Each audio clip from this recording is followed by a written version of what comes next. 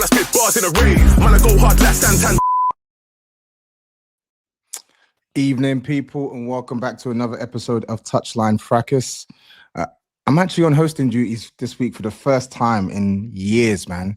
And I'm joined by two people I like, one person I'm on the fence on, and one person I absolutely despise. But brothers, how you doing this evening? Can we know who fits into what category? Yes, so that voice who just spoke now is the one I despise. Wait, the one I'm on the one I'm on the fence on is Mr. Institutional Muscle Memory Mike. And then I would like to say I'm cool with Semms and Demz. You're cool with Demz? Yeah. I got no beef for Demz. I got no beef for Demz. What have I done to be on the fence, brother?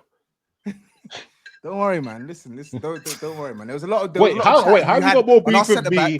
How have you got more beef with me than Mike? That doesn't even make sense.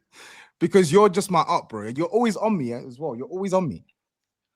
You can't say that if I'm just living my life on Instagram and you call me a... No, you're not just living your life on Instagram.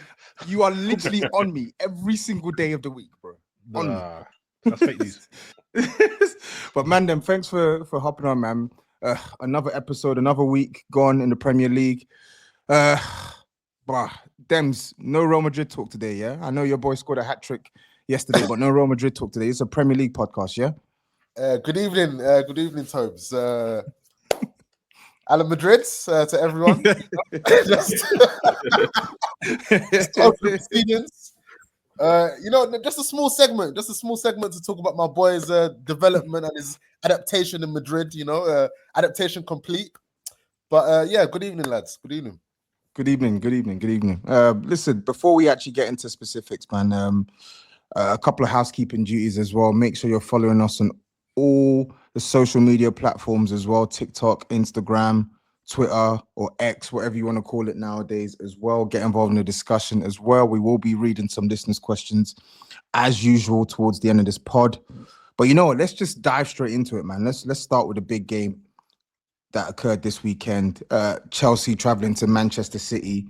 Semms, I'm coming to you here because, boy, it was another big game for Chelsea, another big defeat, man. Talk to me. Yes, yeah. Very, very, very disappointing performance. I think. Shut up. And I think, what makes it more disappointing, is that obviously I watched Manchester City against PSG on Wednesday, and I watched the way PSG absolutely stuck it on them, like literally. From the way I thought the way PSG approached the game was a breath of fresh air, like the way they pressed them high. And that was the first time one of the fewest times I've ever seen a Pep Guardiola team like really stressed in possession. And I think even though they went 2-0 up, I thought they were really poor like throughout. Do you know what I'm saying? And I was watching that game, I was thinking to myself, like if we can somewhat model this, we've got no reason to fear these lot, because the midfield really it's not at a very high level. Obviously, Rodri's been injured for a while, but I just feel like there's so much to be got out in that midfield in terms of the space they leave and whatnot. We know the defense has not been firing at all for the past few months now. They've been making individual errors, and generally they just don't look like a unit. So I thought, I don't fear these lot. You know what I'm saying? Like, if Haaland doesn't get service, he doesn't do much. Foden doesn't really come to the party often. So I was like, I was pretty confident of a win, especially if Cole and Enzo made it. And then when I saw the lineup, I saw City's lineup, and I saw someone who I saw an 18-year-old at centre back. I was like, I didn't even heard this enough. Yeah. I was just like, okay, cool. Like they can be got at. Like there's no reason why we shouldn't be beating these lot like quite comfortably. And I think the way we approached the game was, I think it was decent in terms of like trying to that mid block and then trying to press them high, same way as PSG did midweek. But I think the most disappointing thing about us against them is that we literally just could not retain the ball the whole game. I think we tried to go long and get in behind them a number of times, but literally Sanchez just kept on booting it to Manchester City, just booting it to their players, literally. And I think there was like from like the 25th minute onwards, City just absolutely dominated the ball. Without creating too much, but they dominated the ball. And I thought, this is making me sick, because this is not a City team firing at all cylinders.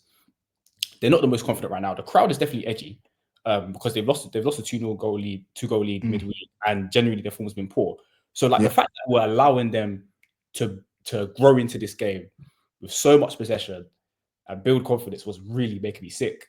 And I think that theme carried on for most of the game, from about the 30th minute onwards till about the 80th minute. Yeah, it was just literally them just controlling the ball, controlling. And as the game went on, they got confident, got more and more confident. Haaland was having an absolute jolly up against our centre backs.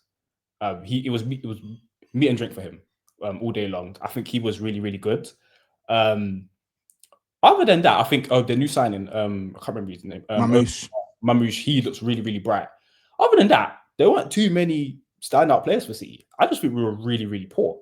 Really, really poor. So despite, I think it's one of our worst, out of all the games we've lost this season, I think that was one of our worst performances, because in a lot of the games we've lost this season, we've actually played pretty well, created chances, but against City, we were absolutely poor. I think the only player that looked okay was probably Noni and Enzo a little bit.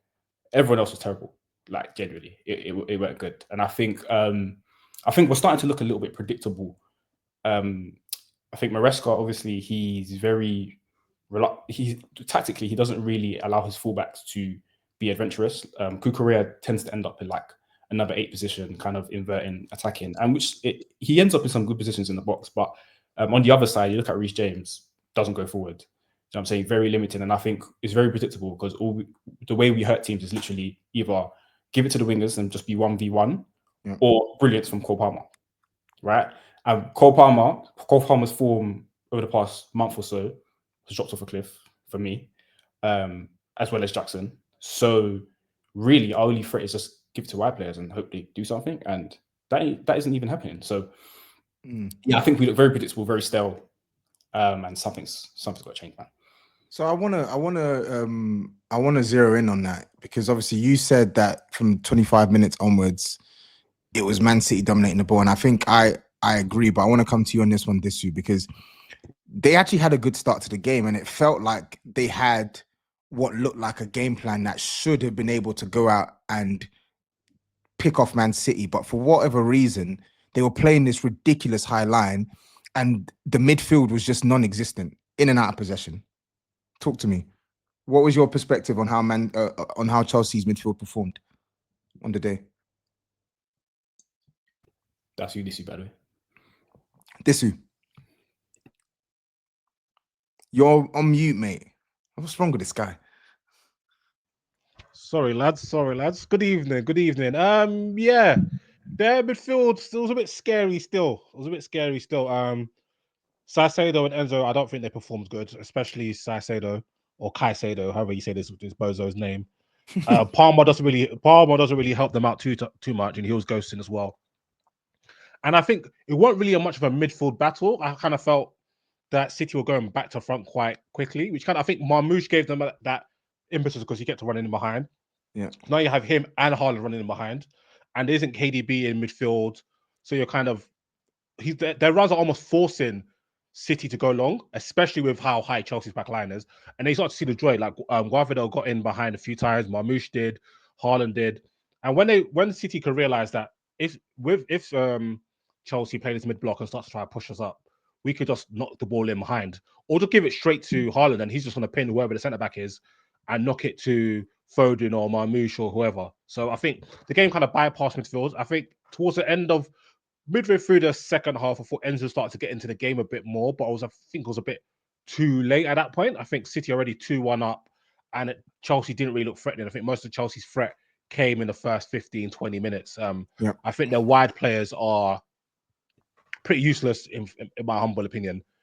Sancho couldn't even beat Mateus Nunes, who is a centre mid. Apology of a right back, to be honest. A centre mid who Pep does not trust to play centre mid, because you don't rate his touch. He's played out right. But Mateus Nunes is bigger, stronger, and faster than him. So that's what's going to be done for Sancho. Madueke has absolutely no IQ. He just chasing his touch around for the whole game. That's Shemi's boy. Another shocking outing for him. He even almost missed his goal. His goal was he just tapping it, and he struggled. Like the way he struck the ball was like, I got to make sure this is on target. That's how ass bro is. Yeah. So what is it? Is it 2-0 to you right now with the Semms? There's no battle. There's actually no battle. There's no battle. If Semms respects himself, he's going to withdraw his Ahmad agenda. I don't have the bad agenda. I actually You literally said you did. You literally said you did in the chat. You Huh? did. You I, did. bro, Stop I starting that, brother. literally said I rate him. I was just giving it back to you. That's a pause. No, Just give it a tick. pause. No, you ain't giving that, mate. Yeah. But one thing I wanted to add to that, is that I think this is right in terms of that. It was a weird game because both teams were looking to go back to front, so it was just long ball. You give it back to me, give it to you, you give it back to us. But I think whilst I think the approach from Maresca made sense in terms of like that mid block and high line, trying to like get in behind him. We playing Colwell in that system for me was a concern because he doesn't have that to recover. Interesting. If it was for Fafana and Chalobah, cool, because I know both of them got speed, I know both of them got strength, but Colwell he's not athletic. So playing him that high was a concern for me. And I think if you're gonna play that tactic, you have to retain the ball. And you have to, like, when you win it, you have to look to win the ball, number one, which is what we were doing in the first 15, 20 minutes. And we won it a few times, won it in a couple areas where their young centre back, I can't remember his name for the life of me, was looking very nervous. Yeah, he was looking very nervous. So we won it in some good positions. And then after like the first 15, 20 minutes, that just stopped. You know what I'm saying? So, and when that stops and you don't see the ball, you're always liable to getting turned around with the ball over the top. And that's what was happening. Yeah, I think both teams played quite a high line. So the game was very compact in that middle area. And you could see, and that's probably why both teams were kind of turning it over somewhat more loosely. But obviously, City less than Chelsea. I think City's team was probably a bit more technically sound than you on the day. I do think the high line definitely doesn't work as much for Colwell. But at the end of the day, Colwell, the most of the danger came from the side of who was on the right hand side again? Was Chapel on the right? No, James. It was like no, right centre back. Oh, right centre back. Yeah, Chalobah and James. Madueke and Reece James were getting cooked. Bro. Yeah, so most of the issues with that high line was coming from that right hand channel where Reece James, Chabala, well, probably more Reece James and Madueke really struggled to deal with it, and Chabala was actually cleaning up quite a bit. Colwell's lack of athleticism really shown when he was 1v1 with Haaland, and it was just like a man versus like Libby from EastEnders. Like it was a wildest mismatch of all time, very very wild mismatch. But I think Jackson has to take a lot of fault because in these big games, momentum matters a lot. Palmer's cut back to him was awful, but just, you're a professional football player. You can hit that first time for left foot. It's a goal. It's an open goal. Like, I think you should try to go with that left foot. But what I've never understood. The pass was awful. The pass was poor. The pass was very poor. But you got to remember, these man ain't the man them though. They are professional football players. So if this was the middle of the pitch, and let's say the goal, let's say put a random Chelsea player there. If somebody fired that pass into Jackson can one touch that straight to a Chelsea player 10 times out of 10. So why can't he one touch it into an empty net? It didn't make sense. It didn't make sense. It's definitely more on Palmer, but I hear what you're saying. Like, I think it's on Jackson. It's on Jackson. Maybe it's more on Palmer because the Palmer ruined a guaranteed goal. But if that was the other way around and Jackson played a dead pass to Palmer's going to score. Yeah, I hear you. Yeah, what's funny is that even if we took that opportunity, I still feel like City would have come back and won the game because literally, so do I. We were so bad. They were sleepwalking. That game, man. I know, but 2-0 was a very different game state to 1-0. Yeah, 100%. I think they would have got very nervous, especially considering what happened midweek and the form they've been on. 2-0, that crowd would have been edgy, and it definitely would have seeped onto the players. So that was a big opportunity missed. But yeah, I think a lot of our players have just like come off form over the past month or so, from back to front.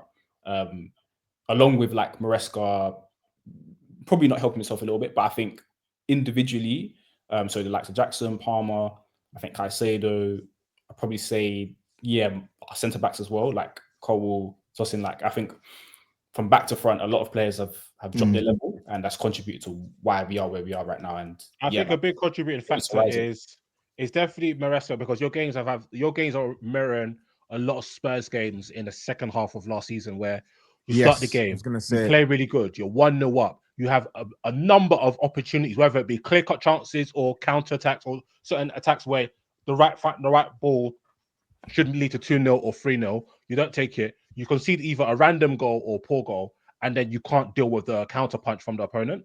And I think a lot of that is on Maresca, because we saw that in so many of your games. And secondly, you have the most ridiculous goalkeeper in the Premier League. That guy's a clown.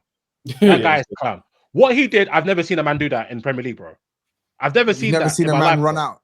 What are you talking about? Bro, the thing is, you know when he ran out, I was thinking, is this FIFA and is the goalkeeper glitching? And then once Haaland, was it Haaland? Yeah, once Haaland got the ball, he didn't even run back straight away. He waited for Haaland to shoot. And he's like, oh, I probably should run back. Like, and if you see the still image of when Haaland receives the ball and where Sanchez is, that's unforgivable. Like me personally, is you got to change keepers because it's malpractice now. It's malpractice. He I keeps mean, messing up. he's a shocking goalkeeper, and I want it on record because it's there in the chat. Before they signed him, I told me this guy is crap. Because Like, what you he's linked not- with him was, were you linked with Raya? Which one was you linked with? we were linked. So we were linked with him, and we were linked with Raya. And I said, before Raya signed for Arsenal, I said, yeah, I wanted Raya at Tottenham, and I was calm with Victoria. I said I didn't want Sanchez. Terrible goalkeeper. Terrible goalkeeper.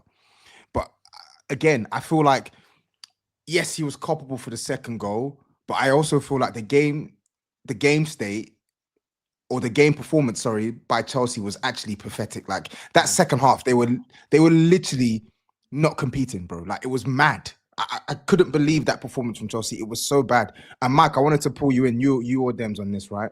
Maresca against the big teams this season, right? Obviously, Pochettino, the whole thing was last year, Chelsea would normally perform better against the big teams and then would struggle against the smaller teams. But Maresca this season, one win out of big six fixtures he's had this season. That was against us at our ground, and they won it 4-3. Lost to you, lost twice to Man City, drew to Arsenal. Yeah, man. What are your thoughts? Yes, it's not good. I think they've been competitive in a few of those games. So against us at Anfield, I thought they were decent actually. And against Arsenal, Stamford Bridge, they looked good. But I think generally the performances in big games have been poor. And I think a lot of people are talking about Cole Palmer and what he is or isn't doing in the games. But fundamentally, I think when it comes to players like that and how they do in the big games, yeah, you want him to grab by the scruff of the neck. But sometimes it is about how the team does. And I think in general, Chelsea's approach in his big games has been poor. I thought yesterday, first 10 minutes aside, they were really poor in the game and didn't do enough. So if the team's general approach is poor, yes, you want your best players to step up, but it's difficult in that environment when a team isn't doing that well for him to kind of thrive and be playing amazingly. So I just think fundamentally, Chelsea are struggling at the moment and they're in a bad place. You see, they've had one win in the last how many games in the league? So I don't think this is a good spell for them. And there was talk of a title charge a couple of weeks ago, a couple of months ago, and here we are. So I think for Chelsea, the aim needs to just be secure top four, rebuild in the summer in terms of I think defense. Like we speak about it a lot, Tobs in the chat. Like the defense was never ever going to be enough for a title challenge, man. Like the centre backs, a lot of question marks from me around the centre backs. I actually like Colwell, but I'm starting to think, is he the sort of centre back you want defending that high? Because on the turn, he's not the best. I think on the ball, he's a really lovely player, really silky, builds play well. But if you're going to be that poor on the turn, I think it's a real issue for a top team. And we said it a few weeks ago when we did our centre back episode, where you kind of reviewed the best centre backs in the world. When you think about Konate, Gabriel, Saliba, Van Dijk, etc., none of them are slow. You have to have a level of pace, man. And I think his two biggest weaknesses is obviously athleticism and defending wide areas. I think when he gets pulled out wide, we saw it against Liverpool at Anfield. Yeah, he doesn't look comfortable. He does not look comfortable. And he's not aggressive as well. Yeah. He's very lely. And I don't want to be too harsh on him because he's actually had more good games this season than bad. And he's 21. And he's 21. Yeah. So but those two things do worry me. But I think Mike actually raised a really good point about Cole Palmer. And even though I don't think Cole Palmer should avoid the smoke because I think he was woeful at Etihad, right? And obviously, if this is a player that's touted as one of the better players in the league, he does need to play well in big games. But what Mike said kind of reminded me of the Ozil analysis we used to see when he was in the Prem. So when Arsenal used to go get stopped up at every other away ground here in the league, Stamford Bridge, Anfield, all those grounds, everybody used to pick out Ozil and be like, why can't he, you know what I'm saying? Why can't he do something? And the reality was Arsenal as a team just weren't cut out for those games. So I think that's a very good point. But at the same time, I do think Palmer does need to show more, because if I'm seeing you nutmeg people and score individual solo goals, look so arrogant against the lesser teams, where does that player go? Yeah. Let's think be two serious. things He's can be only got true. his game off. He's only got his game. I think I rate Cole Palmer. I think he's cold, but he's only got his game off in a big game this season against us. Every other game he's either been bang average at best or downright terrible. But I think two things can be true. I think the team, the way it's set up in these big games, beyond maybe against us where he was poor even when Chelsea played well, and even against Arsenal, beyond those two games, really, and Tottenham, of course, Chelsea haven't approached the games in a way that's conducive to getting a good result. Man mentioned like almost most of the games. How can you say beyond 3 out of the 4 big games he's played? So Tottenham doesn't count. Out here, man. Get it. Tottenham doesn't count because it's Tottenham. Apart from all the games. Tottenham doesn't count because Tottenham. Arsenal Arsenal was like played. Arsenal was an okay performance from Chelsea. It wasn't amazing. I basically don't think Chelsea, to Shem's point, are in a place where they can dominate those big games. I think two things can be true, right? Cole Palmer's not doing enough in those big games. In the same way, Ozil would often be at the scene of a crime in those big games, but then also the team are not quite in a position to compete against some of the teams around them in terms of like if Arsenal play their best level against Chelsea, Arsenal are going to win the game. And if we do the same against Chelsea, but why though? But the problem is that can I say something? Yeah, go on, Demz. Like, do you know what I think it is as well? I think just to touch back on the whole title thing, and when people were saying that it's premature, it was true. And I think the things that lend to it being true is the fact that, first of all, look what Chelsea were in last season and then the season before. Like, I don't see why these men should just be like in a title race just because they're high up the table. Just like Nottingham Forest, you're not going to look at Nottingham Forest and say, "Oh, they're going for the title," because you kind of know that there's a sort of cap on what they can achieve. And I think the same is true for Chelsea when you really look at them. Like, because I'm sorry, like Sancho and Madueke, you're not winning the fucking title with that. You ain't winning no title with that. And they're trying to add Garnacho to that, man. Hey, make sure you run me my bread tomorrow, bro. You know what? You need to chill about boy. Fam, I was looking at Chelsea's bench yesterday, yeah, and I'm looking at it thinking, okay, look at the bench. Mark, Guiu, Keenan, Dewsbury Hall, Disasi, Achempong, Tosin. This is ass.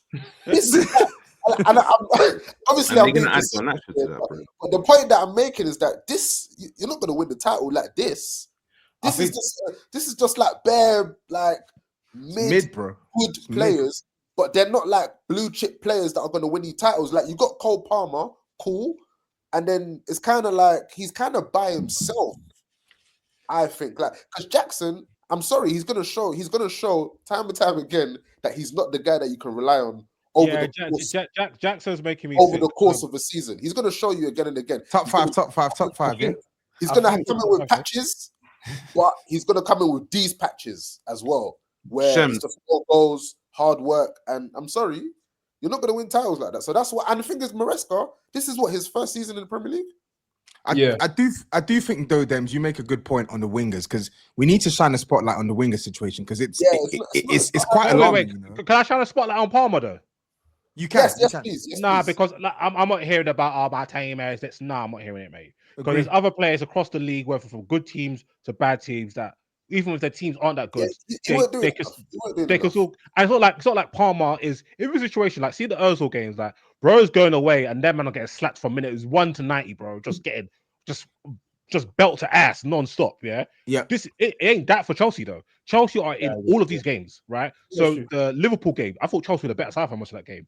United game was like a up and down game. The Arsenal game at home, he started off pretty well, faded in the second half. So these are not games where his team is just getting smoked and his team's got 28-30% possession, defending. It's not that type of party. Like he's in these games, but he's just not doing the things that he's been doing in other games.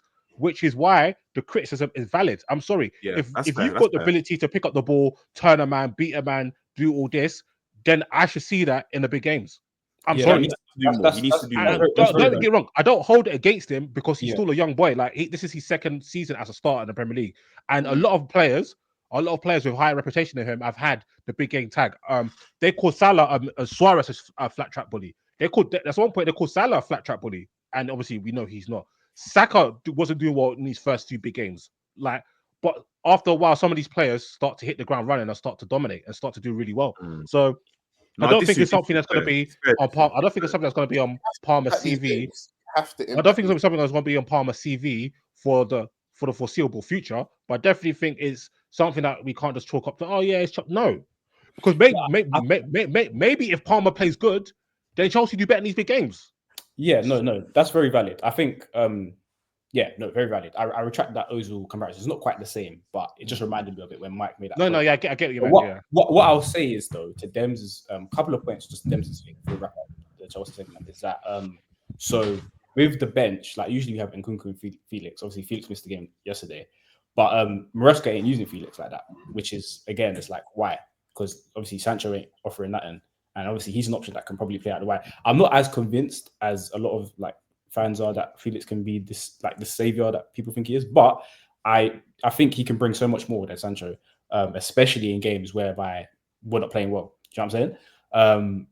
And the other thing I wanted to say is that I completely agree with what you're saying in terms of like Maresca in his first season and whatnot. This is why I'm not as like worried, because I just feel like we've gone from the expectation being raised from the team performing well and the manager performing really well to now just being like where we kind of expect it to be. I don't think it's that bad of a situation. Yes, the last month has not been good at all, but I agree. the first half of the season was really, really positive, in my opinion. And Maresca showed some really good signs in terms of being proactive in game. This is a guy that took off the best player on the pitch by a country mile at White Hart Lane to make the team better. And for some reason, like over the past month or so, that seems to have like that proactiveness seems to have gone out the window, which is, you know, some question marks there like, as to why that's happening. But yeah, I don't think it's as bad as some people are making it out to be. The Poch revisionism is sickening as well. Is it sickening though? I think it's quite sickening. I can't lie. They're low-key spitting though. They're low-key spitting. I think if you want to say that, if you want to make the argument that Poch could have continued on and replicated the first half of the season that we did on the Maresca, that's a fair argument. But to like outright compare the two, like and just put the 2 points next to each other, for me it doesn't tell the story at all. And I'm tired of repeating myself in terms of why it doesn't tell the full story. Who do you keep repeating yourself to though? Name names. Light-skinned youth from South London. Everyone's uncle in it. You get me? But but yeah. That's for another day, innit? But yeah, man. Like, I think he's first like considering his first managerial job in England at the highest level, he's doing all right. He's doing all right, but he needs to do better. Fair enough. That's enough Chelsea chat for now. Let's actually move on to be honest, I don't even know where to move on to. We could go Arsenal, could go Spurs. You know what? Let's go Arsenal. Obviously, Arsenal, we ain't got any Arsenal representation on today's pod, but they played out a 1-0 win away, clean sheet. Molineux, Calafiori scored. But, I mean, Mike, I'm going to come to you on this one, right? Because they're your closest competitors. One, how do you think they fared in the game? And two, talk us through that decision from Michael Oliver. Like, where do you stand on the challenge? Mike, is this guy here? Oh, my days, man. People's internets, man, in 2025. It's crazy. Did you hear what I just said, Mike? I didn't, brother. Timestamp there.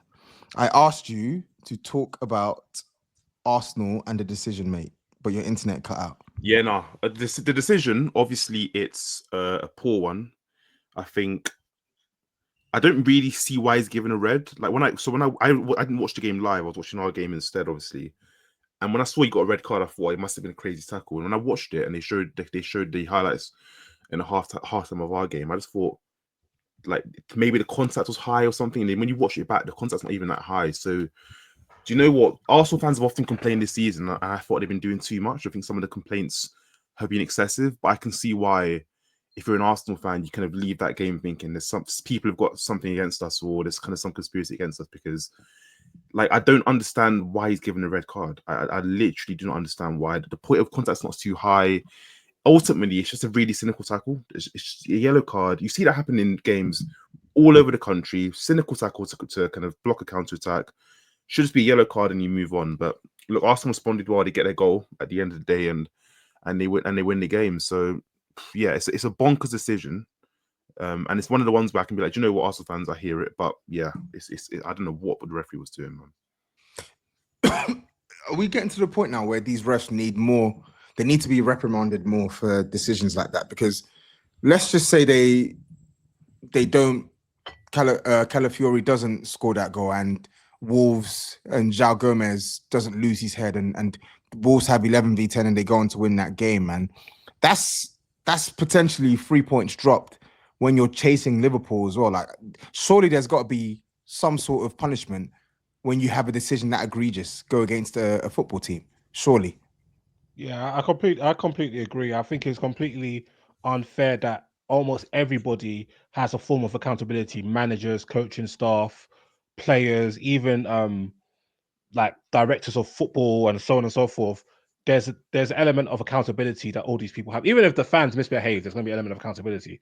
But referee's performance, no matter how bad performance is, nothing happens. And then there's no real accountability. There's no coming out and saying, for the most part, we got this wrong.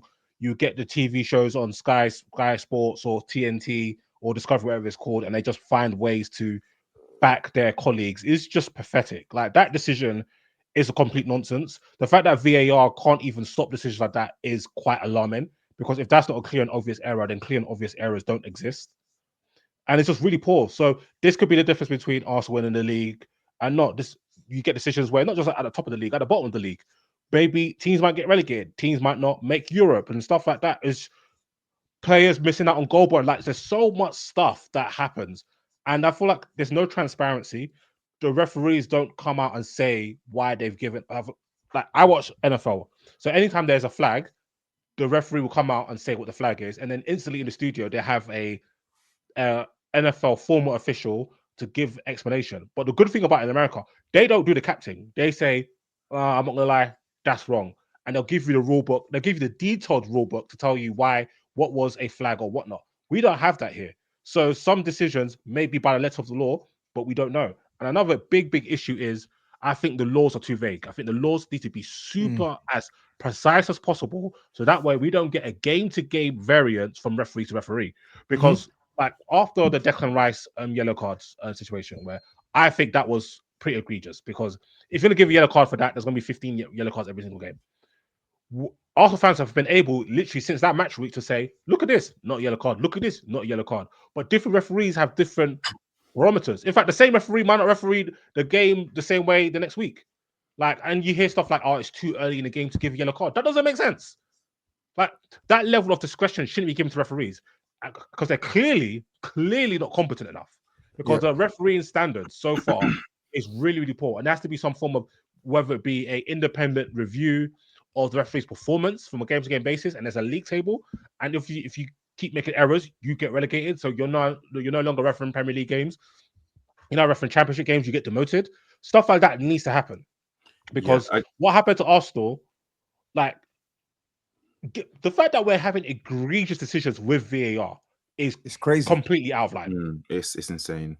But this way, I guess the problem is there's no, for the PGMOL, there's no real incentive to be tough on the referees, because ultimately they want to present the referees as competent as possible, right? So the reason why they do these shows like the one with Howard Webb and Michael Owen is because they try and rationalize these terrible decisions.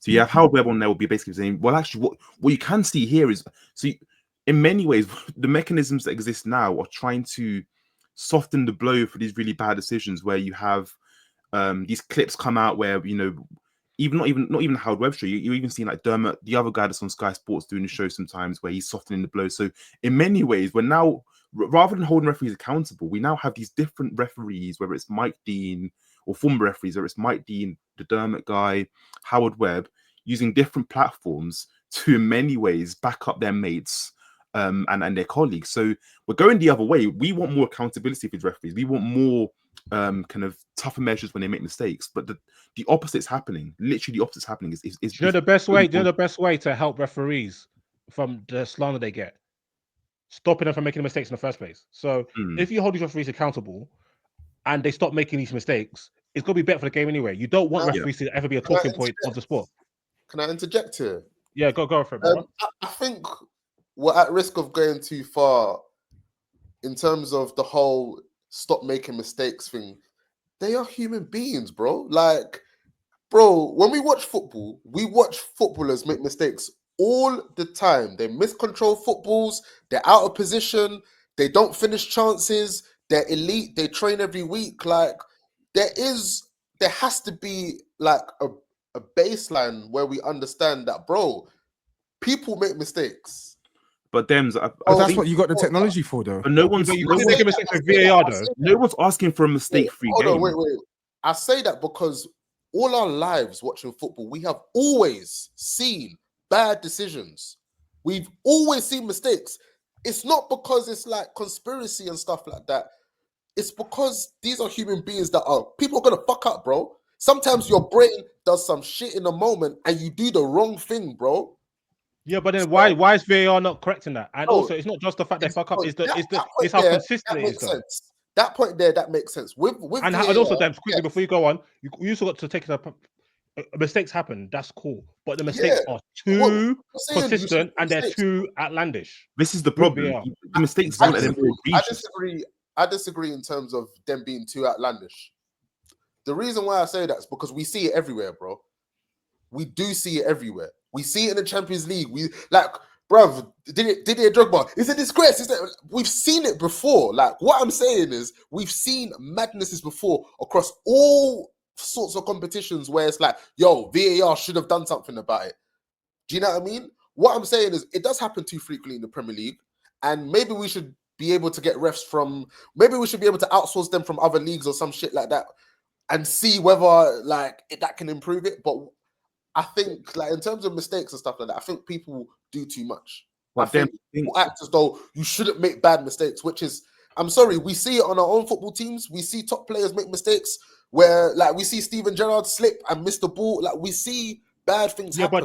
But they are held accountable for their mistakes as well. But they're held accountable for their mistakes, though. And Demz, it's not for me. It does cost people games. The same thing as when footballers make mistakes on pitch, it costs their teams games. Yeah, but that should be that's the sport, though. That's how it's meant to be. Yeah, exactly. That is the sport. And referees and bad calls are a part of the sport, bro. They are, but let's not to this extent, bro. Exactly. There's got to be a threshold, Demz. Like, we should do our best to mitigate them, but we can't act as though. But we aren't, though, bro. I'm not making the worst mistake. They go into the VAR, they double down on the mistake, and then their boys are covering up the mistake on TV. All that stuff there, I agree. I'm just saying we cannot eradicate mistakes. Like, but no one's asking for that. But no one, I don't think that. I feel like we really are, bro. I feel like no, we're not. Football's never going to be. It's never going to be a spotless game. I think what we're after is consistency. It can't be like that. Yeah, but what we're after is consistency, and secondly, we can't get that, bro. No. I'm not talking about consistency in terms of consistently making the right decisions. I'm saying, to Disu's point, consistency in the application of what is being told. Or what's being positioned as the law? Like, if certain things, if you say one thing is going to be a yellow card, then let it be a consistent yellow card across all the games. Like, that's consistency. How can that be? How can that be consistent against 10 different people on the same on a different match day, refereeing different matches when they have slightly different views on what is excessive force? It's not, though. Okay, how about this? It is. Like, no, it's not. So let me give you the example. Let me give you the example. Kicking the ball away, right? Every single time. That's what I'm saying. Some of these rules are subjective, but I do think, as I said, there needs to be some sort of degree of consistency in the way in which they apply these rules. That's what I'm saying. I agree. I do agree. But sometimes we are presented with like new things that happen, new ways of players like doing things like wasting time. Like, with like, there's certain things that sometimes you see on the pitch. Yeah, like, as football develops, like, coaches are telling these players, yeah, take a bit more time when you're doing this. And as you're addressing it on the pitch, it's like, bro, this guy's taking 15 seconds to throw the fucking ball on. I might need to yellow card him, bro. Do you know what I mean? And sometimes it's like, you can't do that in every single game, because sometimes the context of this match is like, yo, this guy's been taking the piss and I might need to yellow card him. But next week it might not be the same. But somebody on Twitter is going to be like, yo, my team suffered like this, so everything should always happen like this the same. And we need to understand that, bro, it's never going to be like that.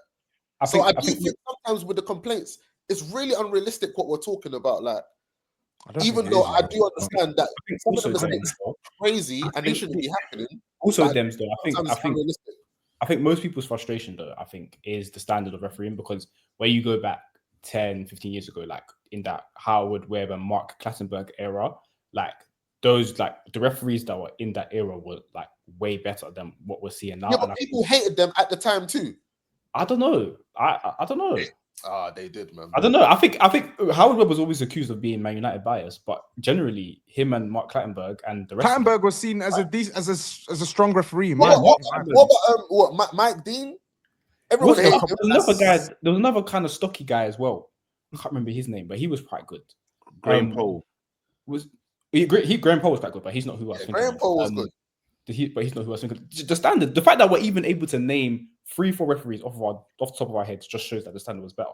We're not going to remember these youths in how many years' time. We're going to remember them for bad. Do you know what I'm saying? So I think the standard of refereeing is within control of football. Like football can do something about that, and I think that is a large part of the frustration too. Do you know what I'm saying? But I think you make a good point in terms of for facts, like they're human beings, they're not going to be faultless. But I think the things that can be controlled. I do think English referees are shit. Like I do think the quality is definitely poor. But as someone that watches like other leagues, like I'm sure you guys will attest, like, bro, you see madnesses there too. Like, and obviously because it's not the Premier League and it doesn't get the same sort of coverage. I'm sorry, if you look at these other leagues, you'll see like in La Liga, especially, bro. I see insanity in that, bro. We literally see like there's like cases where Barcelona are paying refs. Like that stuff is actually happening, in like legitimately happening or allegedly happening. Listen. What you're not gonna do is derail this and try and sneak your La Liga agenda. It's not gonna fly on my watch. No way. Let's move on to the next game because that was smart. You think you're slick. You think you're slick. Ain't gonna work on me. Disu, I wanna get your views on obviously Man United 1-0 scrappy win against Fulham. Please don't take up too much time because we know that game was a snooze fest. But yeah, man, what was your verdict on that result? And where next for Ruben Amorim? Hey, why is Højlund so ass, man?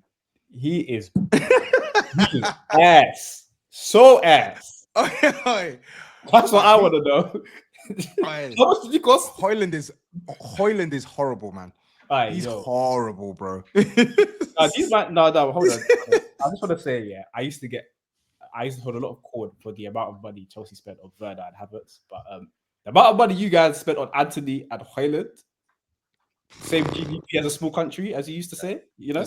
Funny how it comes around, you know. But yeah, that's crazy. First of all, Shelby, thank you for 25 million of Jadon Sancho. That just cleared our bank account today, and I'm awaiting the 60-70 million for Garnacho. So you wait there. You wait there. Don't go anywhere. Don't go anywhere. Don't go anywhere. That's number one. Number two, the game. The points, obviously, 3 points is good. The performance was mortifying, to say the least. Shocking. We're a shocking football team to watch. Every game is obviously exactly the same. It just depends on how good the opponent is in terms of how much trouble they'll cause us. So much are set up, right? And in defensive shape, we've got like a front three. So we'll have like we have Xerxes or that fraud up front. And then you have like Ahmad on the right, and then maybe today it was Garnacho. So you have like a front three. That's like the first line of defense.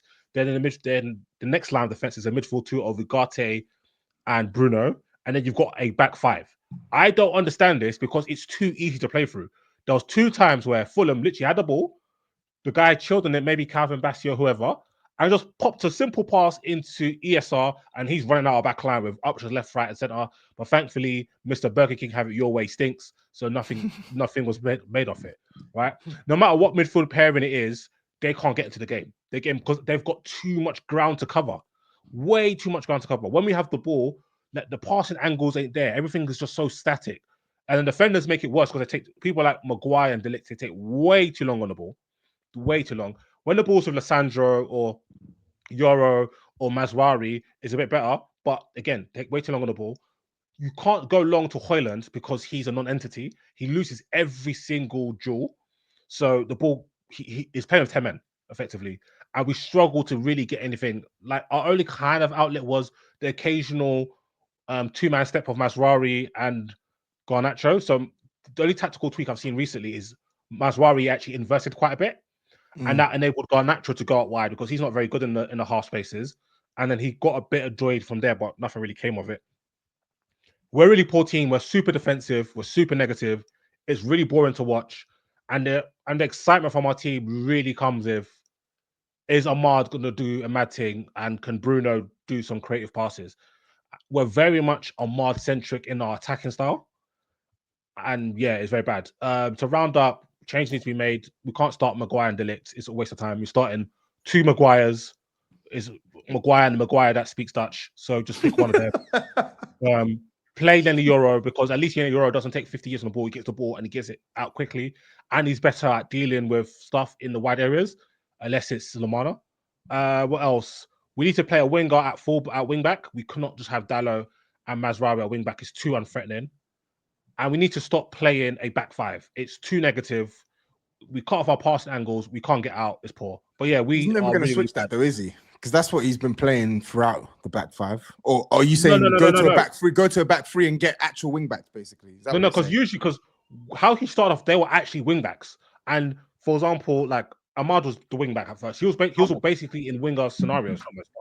Right now, he's changed the way he's dropped them back, and they're now defending in the back 5. If that's going to be what he's going to do for his tenure, sack him now. I don't want to see 5 defenders on the pitch. I don't want to see it. No, 5 defenders. And they're even good. Nah, man. So, I don't want to see it. This sounds like how you were under Mourinho. You used to speak like this, literally. Yeah. No, but the thing is, with Mourinho, I knew it was happening from the beginning. yeah. This is the devil you didn't know. Yeah, but so I do think with Amir, I think with a lot of these managers, they come in and they end up in some form of survival mode, and that's one thing I really respected about LVG. When he got bad results, he still stuck to his principles. Obviously, we can't get blamed every week. That's not a good idea, but we can't play this negative. And I know our players stink, but they're not like what some of the worst players in the Barclays. Like that's how we're defending. It's really, really poor. So I want to see some more offensive players on the pitch. Then again, we just got rid of Anthony, so I don't know who could play wing back. Hopefully, we sign a. I think Fabrizio said we're definitely going to sign a left wing back this window. So it might Dorgu, be isn't it? Dorgu, but some of our insider friends are saying that Chelsea are offering him something quite substantial. So that's why there's a hold up with that. If not him, I don't know who else. I don't want to see. What's my man's name? Velma from Scooby Doo. He plays for Benfica. That used to be in our team. I don't see that brother. I don't want to see nobody. The one who locked up your mouth, yeah? Bro, that guy's got 45 pace. I don't want no Velma from Scooby Doo. We have the slowest, weakest team in the Premier League. Don't come and bring me no flipping teenage girl that plays wing back. No. Velma from Scooby Doo is crazy. Yeah, so that's fair enough, man. Fair enough, man. One thing I want to say, I just want to say one thing about United's attack. Like, bloody hell, bruv. Like, I don't know. You see, Højlund, the guy, he's lucky he's white, you know. On God. Hey, for real. Like, we're seeing white privilege play out right in front of us. Let me pause you there quickly, yeah. That's the pod name right there. He's the first ever white player I've heard to be described as raw. Do you know how shit you have to be at football for them to be white and called raw? That means you are basically a personal trainer on the football pitch. Yeah, my God. Like legit, like, man, bro. It's like he's a white Sonogo. But he don't win no aerial duels, like, and I don't get it, bro. It's like he's not being coached.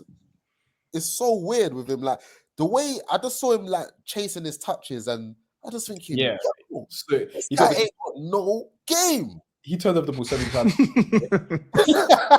bro. Like, oh man, and then but talk to me about Ahmad though. What's going on today? Because he didn't have a great day. He didn't have a great game today. Yeah, but why not? Why not? I know. You tell me, brother. Because if the attack is the ball back in your court, brother. Like if the attack is Ahmad centric, that means like he's getting the ball and that. So what? You can't play for him? No. When I say attack is Ahmad centric, it's like he's the one going to do something. Oh, okay. And then when he does nothing, easy, then that's it. Be easy, yeah. You got the same amount of MPG as Vinicius. I checked as well. Is that actually true? You can't just be saying things. I checked the pod. I checked midweek still.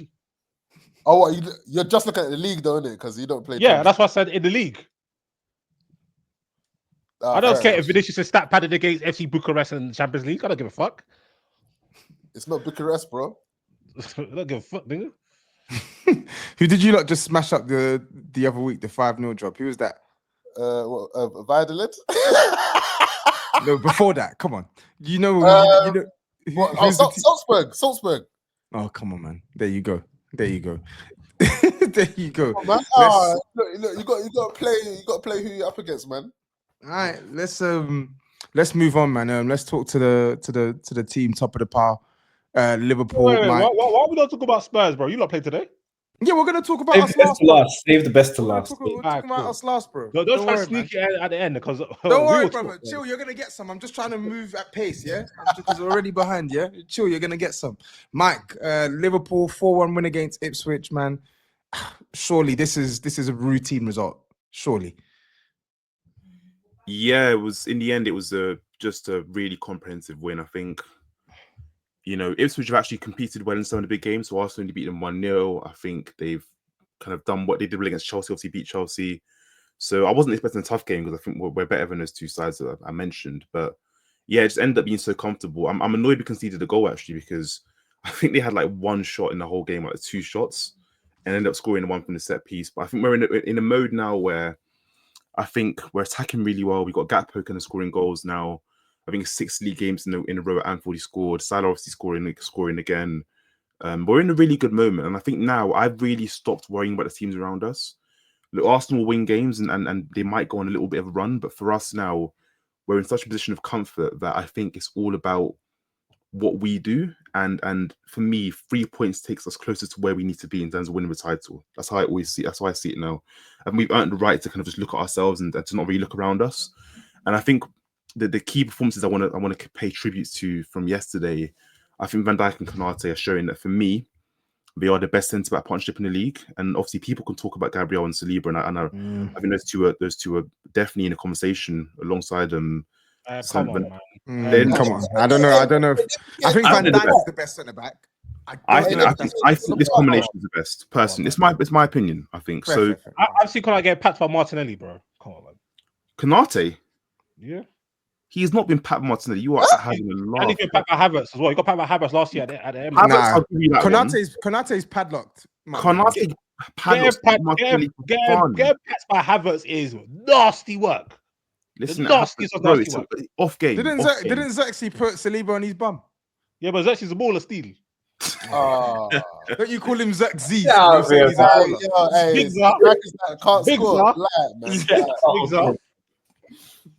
Sorry, go on, Mike. You were saying. Yeah, no. So so obviously they played up against Delap yesterday. I actually think Delap's a good player, like a promising player.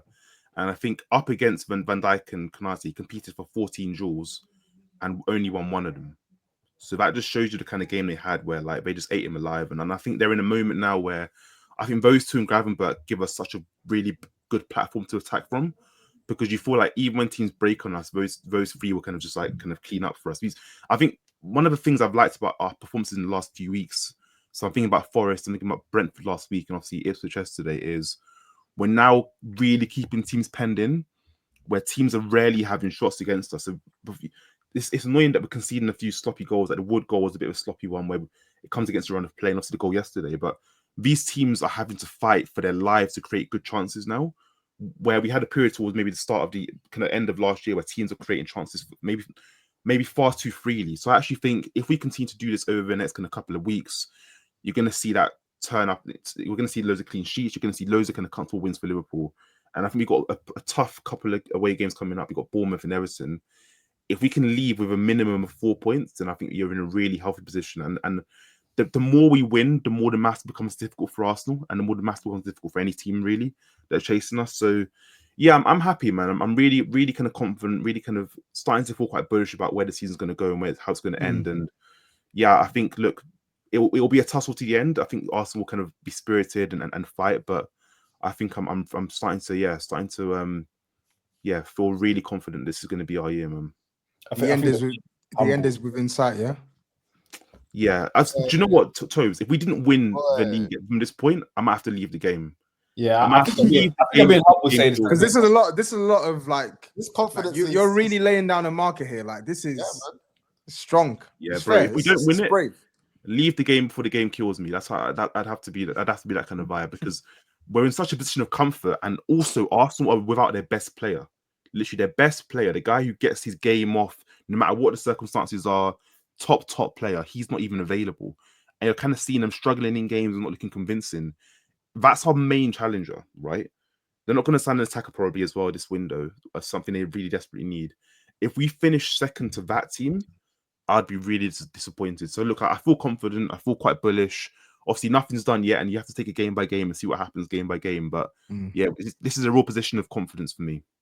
Yeah, I think Mike has every right to feel confident because he's right. They're so comfortable. Yeah, they just keep winning. They literally keep winning, and just the fact that like Arsenal, as he said, obviously with Saka out, and like Odegaard's not been on form too. Those are their two best players. Do you know what I'm saying? And like every game they play, they don't look overly entertaining or convincing. So yeah, I think Liverpool will be fine. I wanted to ask you what would improve this team? That's what I was going to ask. Yeah, like let's Stop say trying to be host, brother. I'm on hosting duties today. Fair, brother. But yeah, what improves this team? Because I don't think this is a Liverpool team that can. Before you go on to improving Liverpool, sir, I just wanted to speak on the title run quickly. I just want to say it's January, you know. I'm just saying that you don't know what can happen in terms of injuries for your team. And whilst I do agree that when you look at the strength of the contenders right now, Arsenal, does it look like they can do it? I don't know. They're still churning out some results. They are, yeah. Chelsea, no. City, no. So yeah, it's just Arsenal. But there's also yourselves. So the thing is just like when it starts to get really peak and other teams need stuff, other teams are gonna want to beat you and stuff like that. And then the thing is, you guys are gonna start to become really aware of the fact that you're almost gonna win the title. So I just saw last where you guys were on top and you kind of crumbled. I'm just saying that this season you really have to not do that because you really should win. Like you really, really, really should win. But that in itself is like a poison chalice where you should really win. Especially when you're not like winners like that, when you don't win like all the time. So it could be something that psychologically could derail you guys from yourselves. I take your point, Demz. I do. Like you really should win. I agree. You should win. But I think it's something I can see you tripping yourself up with. But I'm not saying that you're going to. I'm just saying that could really happen. Yeah, it could, and you can't rule anything out. But I just think if you're a Liverpool fan looking at it now, you're 6 points clear. You've got a game in hand. You're going to play that game in hand in a couple of weeks' time now. And they have to come to you as well. And they have to come to us as well at Anfield. And they're missing their best player. The other kind of second best players out of form. It feels like things are falling into place for us in such a profound way this season. I agree. If we didn't win it this season, I think you'd have to, as a Liverpool fan, consider your future in the game. Because I don't know what I'm doing.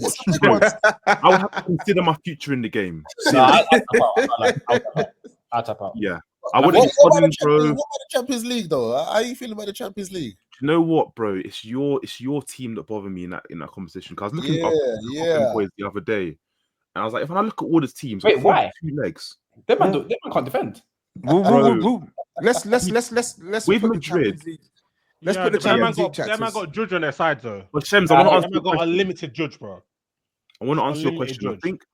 I actually think there's clear scope for this team to improve, and it's what's funny because there are quite a few players that like I think are upgradable that start regularly for us. So the number 9 situation's a problem. I don't think Diaz is the number 9, and I've not been over. I don't think Diaz has played like incredibly well this season as a left wing. He hasn't. Number 9. He hasn't. He scored more goals, but I'm not the sort of person that's moved by goals. I watch the process, and I think his performance level is very similar to last season. So I think he's upgradable. I think left back's a real issue for us in terms of Robertson and Tsimikas are both, for me, underwhelming players. I think Robertson's declining as a player, which happens given how intense he is as a player, and being at the top level for a number of years now. So he could be upgraded. You know, so even in midfield, I think I actually like Szoboszlai. I think a lot of people don't really rate him, but I actually quite like him. But again, I'd be lying if I said you couldn't upgrade on Szoboszlai and add a quality position, add a quality player there.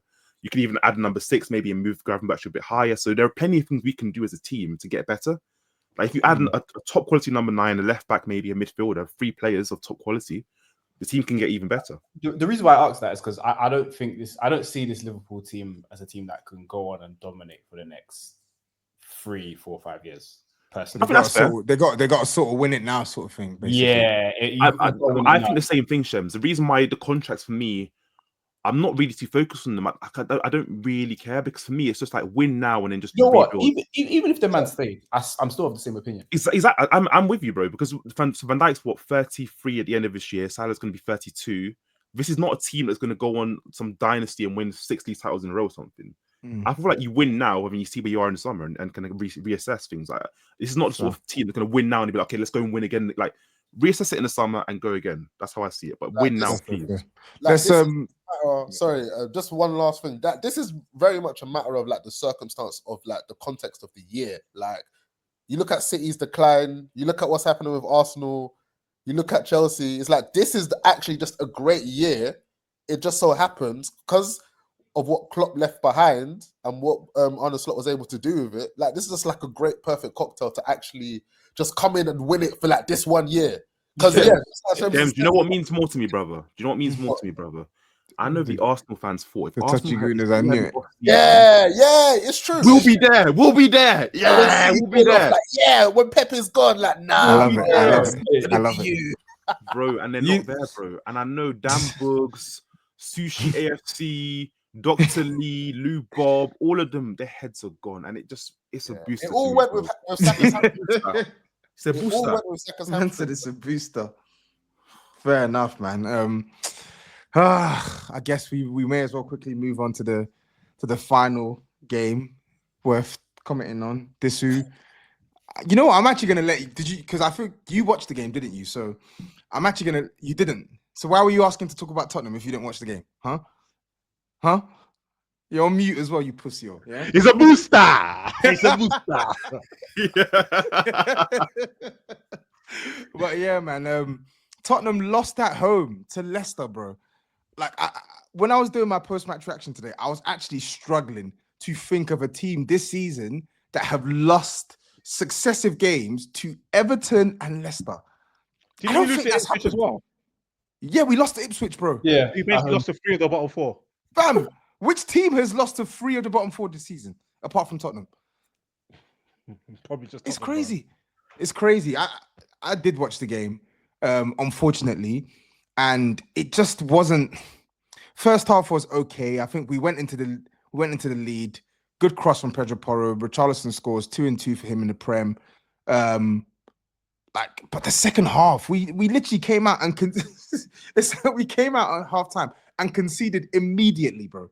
It's like the coach said, "Yeah, run out on the pitch and go concede a goal quickly and make this game interesting." Like, it was insane, bro. And listen, Kinski, he had a fantastic debut, but bruh, another mistake, bro. Another mistake. I don't even know what he was doing for that equalizer. Like, you just got to get a strong hand in that. Like, that's got to. There's no way. What's bad about that, Toby? Yeah, when Onana did that like last week or the week before, I was like, I've never seen a goalkeeper do that. And then this brother just said, "Yeah, okay, cool. I want to copy my big bro's flow." I was like, "Fair enough, brother." It's insane.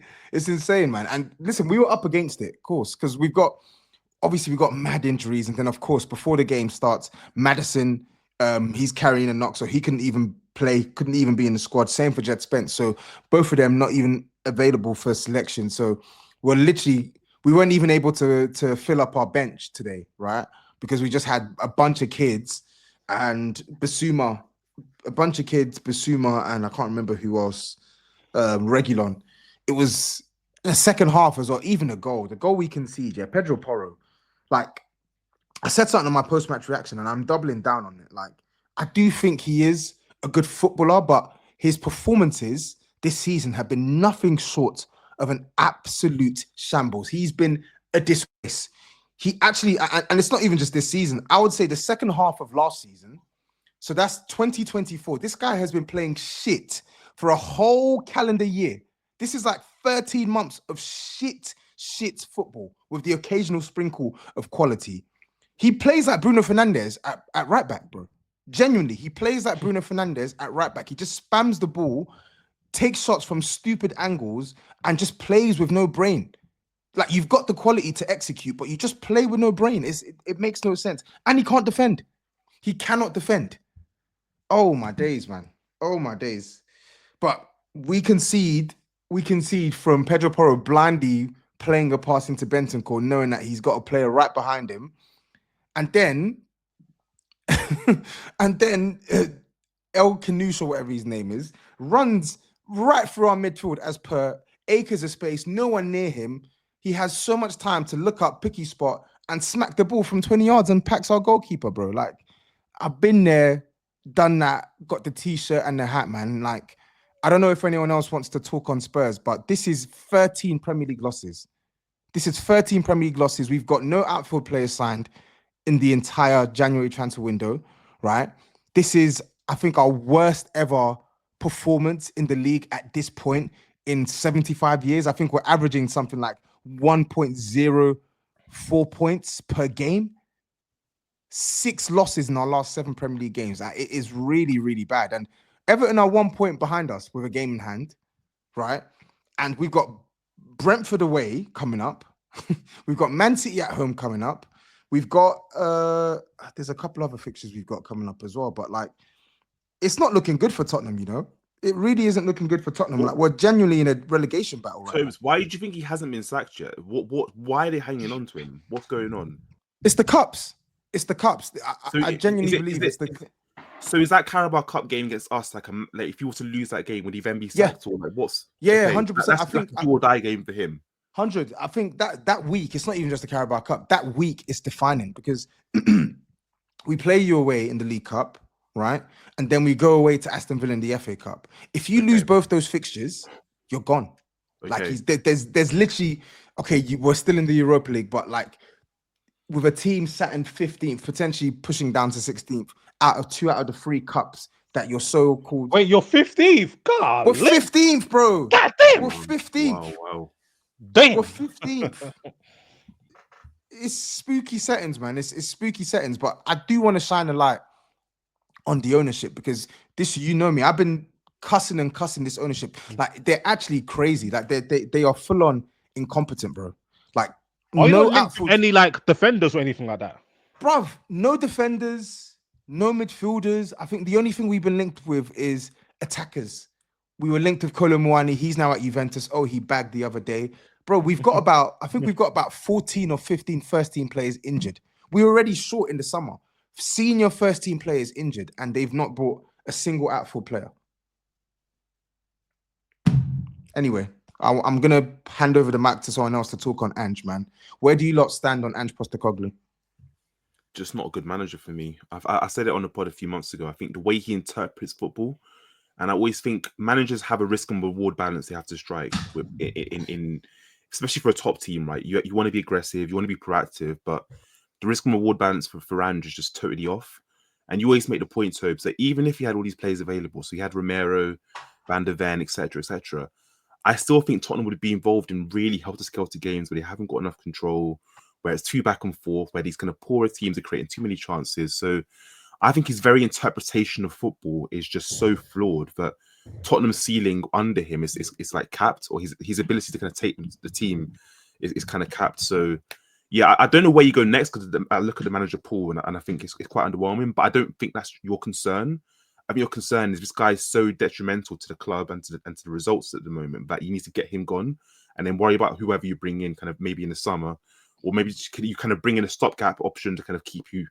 I was going to say keep you up, which is bonkers, but the way you're going is the way you're going is crazy. Genuinely to keep us up because we're in a relegation scrap. Bring in Big Sam, get Big Sam in, and then stay up, and then just in the summer rebuild and go again. Because Ange for Ange to have that group of players 15th, playing the way they're playing, being so open, being so naive, it's just honestly not good enough. And also on Ange as well, Tobes, I really despise his post-match interviews. He comes across so arrogant, he's way too prickly, and I get it, right? high pressure, high stakes. He's a bit rattled, but like have some decorum, brother. And yeah, let's be guided. So let me ask you this question as well, right? So before I get back on Ange, so Tottenham, right? So I'm moving the Europa League game to the side because we play some random team called Elfsborg at home, right? But we play Brentford away in the league. Then we play Liverpool away in the cup. Then we play Aston Villa away in the cup. Then we play Man United at home in the league. Then Ipswich away in the league. Then City at home in the league. Then Bournemouth at home in the league. Then Fulham away in the league. Then Chelsea away in the league. How many wins for Tottenham in these games? Yeah, you might go down, bro. How many wins for Tottenham in these games? Matt, And this is where I need an outside in perspective, because for whatever reason, they don't want to give this guy players, even though the squad needs players. They left him short in the summer. They keep him in the job in January, and they still don't give him players. I'm just baffled by this so-called sensible ownership. They are genuinely top 3 worst owners in the Premier League. Top 3. Without a shadow of a doubt. They are some of the worst set of owners that you will see at a football club. They are. When it comes to matters on the football pitch and not off it, they're the worst. They're the worst. They're the worst. I think with Ange, it's weird because I think when you have all your best players available, then I think you're capable. I don't of think what though? Capable of what though? We can beat teams, yes. I think you're capable of beating teams. I think you're capable of just being like a regular Spurs team, innit? Where it's like you can tussle with the big teams, even beat them, you know. And if you upgrade with better players, then maybe you can do something. But the problem is that when like some of them are missing, the drop off, because you commit to the same thing, it's just so crazy. And he just seems so stubborn within that like it just goes to shit. And his personality yeah. You say they can be a typical Spurs team. I don't even think they were that this season when they had all the players available. I think Villa were outperforming them with kind of a similar.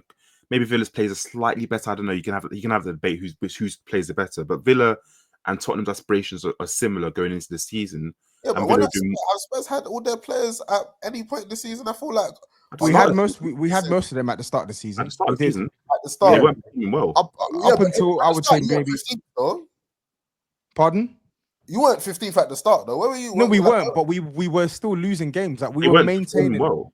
Yeah, we always lose games though. That's but the problem is teams like Bournemouth, teams like I don't know. Oh, by the way, I think that's who you lot should get. By the way, the Bournemouth manager, Iraola. I think that's the exact. Big aspirations. He might have big aspirations. He should, but I think if Spurs want to actually do better, then that is the next best up manager in the Premier League. No, you're right. But I think like I said, bro, like we should try and be toe-to-toe with the Chelseas and like Newcastles and shit like that. Like if you're actually gonna break back into that, I think that's the sort of manager that you need, but you need to back him adequately to actually go for what he wants. But I do think if we're talking about getting rid of Ange, by the way, which I think is very fair, I think he would be the best appointment.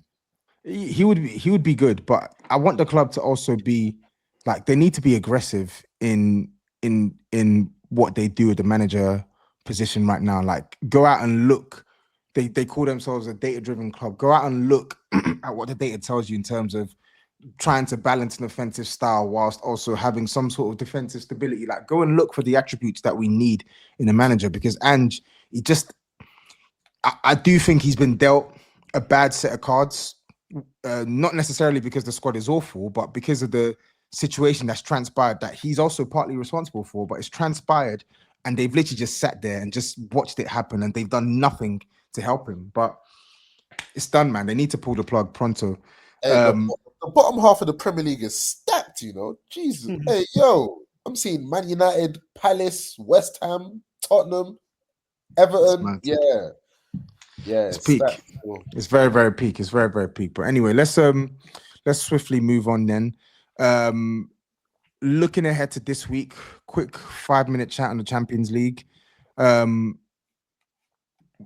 I guess we probably want to talk about the teams that are most at risk and what's on offer next for the likes of Liverpool, Arsenal, etc., etc. So, Mike, I'll start with you, man, because obviously you lot are top. I think we touched on it briefly, but Wait, did you say you're gonna start with the teams most at risk? So you went to the team that's top.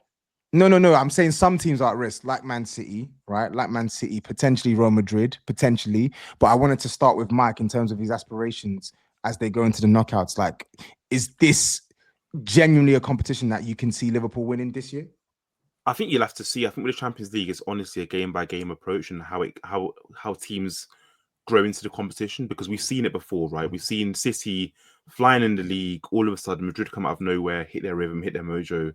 Mbappe scoring goals for fun. You can see a world where Liverpool are performing well come the knockout stages, and you know they might come up against a tricky team in the last 16 or in the quarterfinal and lose. So I think for me, there's so many teams in Europe who are underwhelming at the moment, but can easily turn it on. Now, when I look at the teams in Europe, I'm confident at this current moment in time. If you told me we're going to play Bayern Munich next week at Anfield, I'd be confident we'll beat them. But is that going to be the case in March whenever these games are going to be played, when we might have a couple of injuries, we might have dropped up in form maybe? I don't know. So I think for me, my goal would be at least for semi-final. I think this team is good enough to get to at least the semi-final. And whatever happens from that point, because the games are tight, margins are tight, what happens. But yeah, I'm confident. I think the only team that I look at across, well, there are two teams I look at across two legs. I would be a bit like, I wouldn't really want to play them. Madrid or Madrid, so that they're the first team I wouldn't want to play across two legs, but I'd probably rather them across two legs than in the final. And I also think we're better than them. I think we're better than Arsenal, but I think the games against Arsenal we've had recently, they've shaded the games in terms of like how the games have played out. So I'd rather not play them across two legs. But I think if we did, given the heritage, given the muscle memory, and given how we're playing, I would back us across two legs, but I'd rather not play them across two legs. So yeah, I don't look at many teams in Europe and fear them. I think we've got a good chance.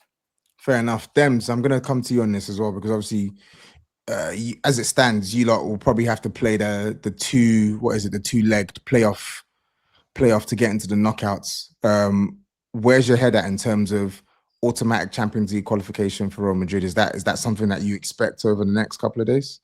No, I just expect them to win the last game, and then maybe if results go, but it's like at least 2 or 3 separate teams need to like drop out of the top 8 for Real Madrid. Like, so 2 or 3 separate teams need to have like bad results for us to get in there. Maybe it can happen, but I doubt it. But I don't mind any sort of playoff. Like as long as it's like, it all depends on the opposition. So I don't understand this new format in terms of who you're more likely to play right now, because there's just like 24 teams, bro. I don't really know. I know the top 8 are gonna go through, and then everyone else. But yeah, I'm cool, man. I'm cool. It's the Champions League, man. I'm cool. Like it's gonna be fun. Yeah, because I think because looking at it now, right?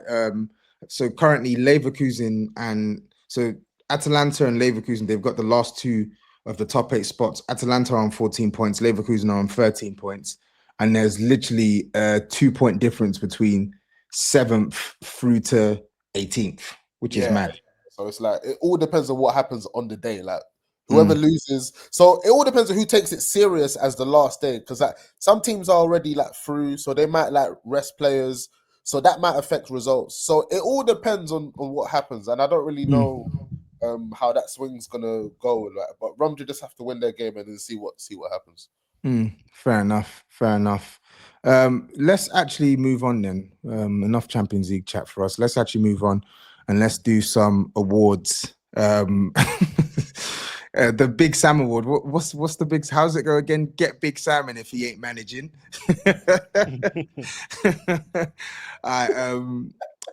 Both positive and negative, right? Can I get some nominations for who's getting the Big Sam Award this week? And I'll start with you, Semms. Probably have to say Maresca, you know. Yeah, I'll say Maresca. Just for a combination of bad results over the past month. And very poor. I mean, you're adding a lot of petrol to this everyone's Uncle Ant agenda, you know. So no, that's fine. I could do with it. Like, you see, looking at the way you look conceded yesterday, yeah, it was just simple balls over the top, Bro, and not just those duels with what's his name, Chalobah and Cole. They just couldn't deal with him, bro. Like by himself, he was ragdolling the two of them. Yeah, like, and yeah, Rules was bench pressing both of them, bro. That's kind of crazy. Respect to him because he hasn't done enough of that this season. He hasn't done enough of like actual work, actual striker play. You know what I mean? Like work. So I'll give him that, but like, that was a bit too easy still. Yeah, it was so easy. But I think it was less about the Man City game and just more about the recent results. And yeah, that culminated yesterday. So I'll give it. Fair enough. Mike?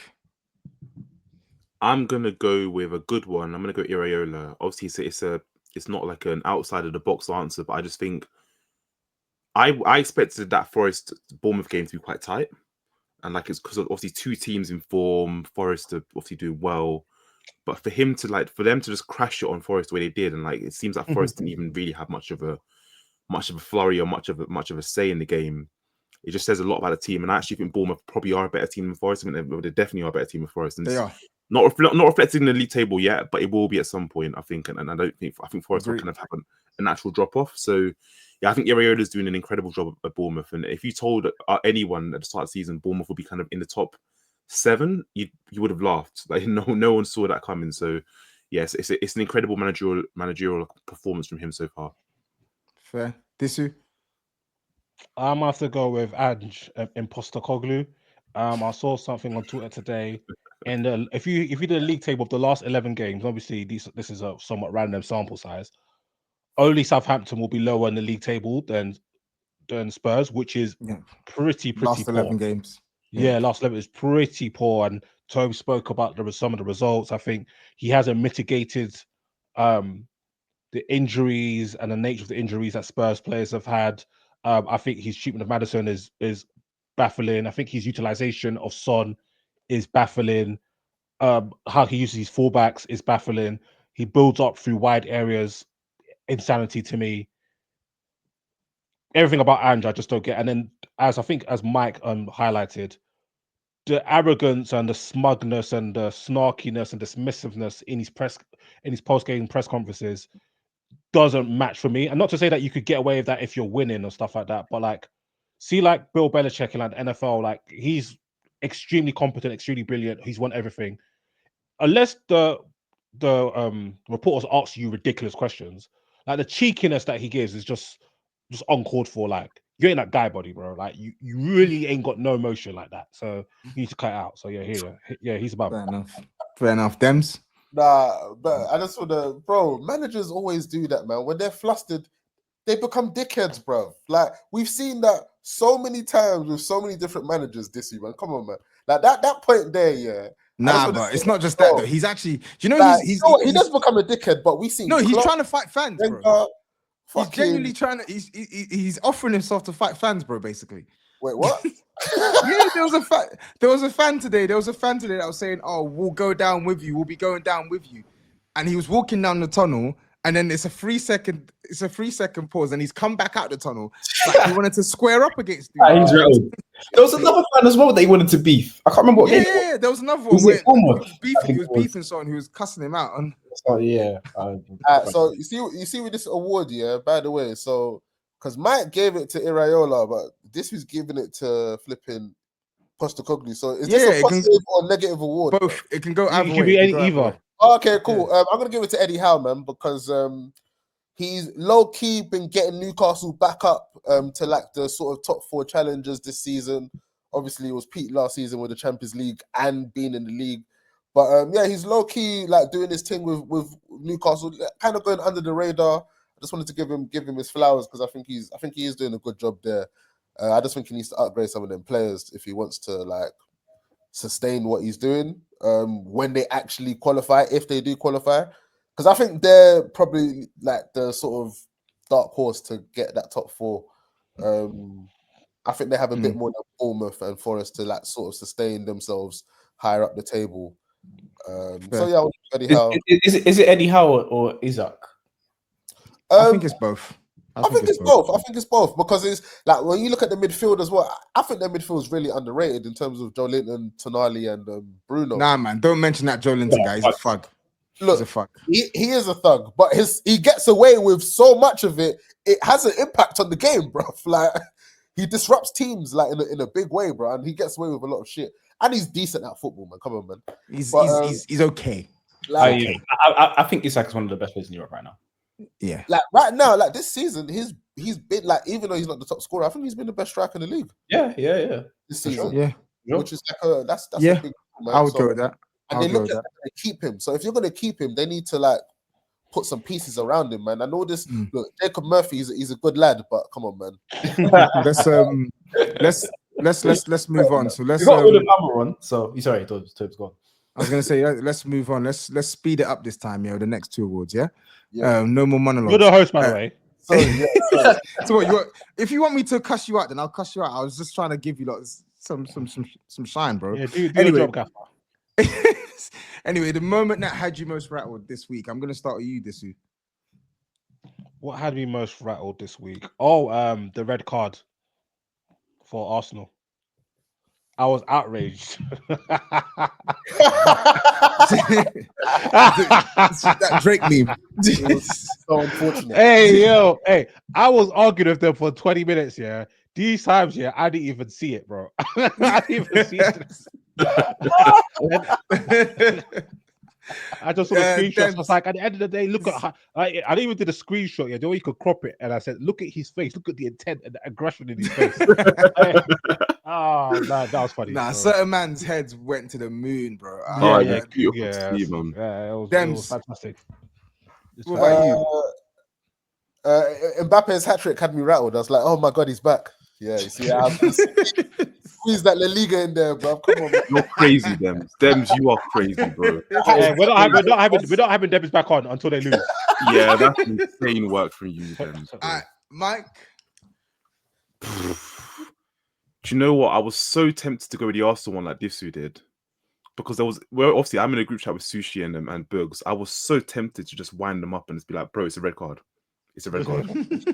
It's a red card, guys. Reckless. I wanted their heads on the stick, but I'm gonna go with the Curtis Jones injury rattled me this week because I think we were approaching a busy period, and as Demz was saying and rightly saying, look, things can change quickly. And I think the one thing that could potentially trip us up is if we get a couple more injuries in like the same area. So if, for example, Sabozlai haven't picked up an injury, then you're having like Gravenberch, McAllister, and Elliott as the only three midfielders the managers trust. So I think that the Jones injury was a bit of an annoying one, but hopefully he's back in a couple of weeks. Shems. Yeah, it has to be Sanchez. He literally said, look, guys, I'm a double agent. I can't lie to you. the night agent season 2. I'm a double agent. Like I can't keep hiding this any longer. He was trying to earn that pep conversation. Yeah, that was mad. The match, boy. Man said to earn the pep conversation. Trying to earn that conversation, like. It was mad. 50 bags of combo with Pep. Which one would you choose? Let's move on to the next award quickly. So the No Agenda of the Week award. I'm starting with you, Mike, on this one. Who's your Agenda of the Week going to?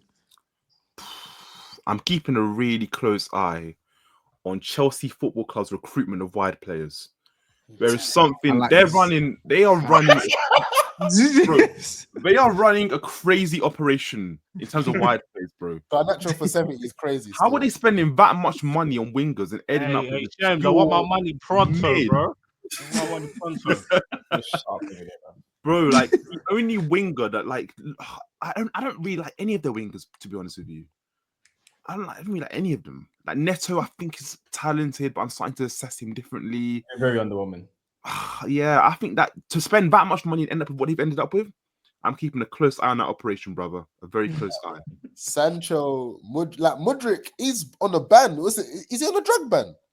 Yeah, he is. I think it's potentially. Is he on it yet already? I even forgot about that. You know, bro. Exactly, it's fam. crazy. And they're trying to get. I was looking at him thinking, oh, why is he unavailable? And I said, oh, he's actually suspended. Like, And they're trying to spend another 60 million on the Argentinian version of Oh, Modric. Tobs, go through the list of wingers, right? So how much did Modric cost? Modric cost how much?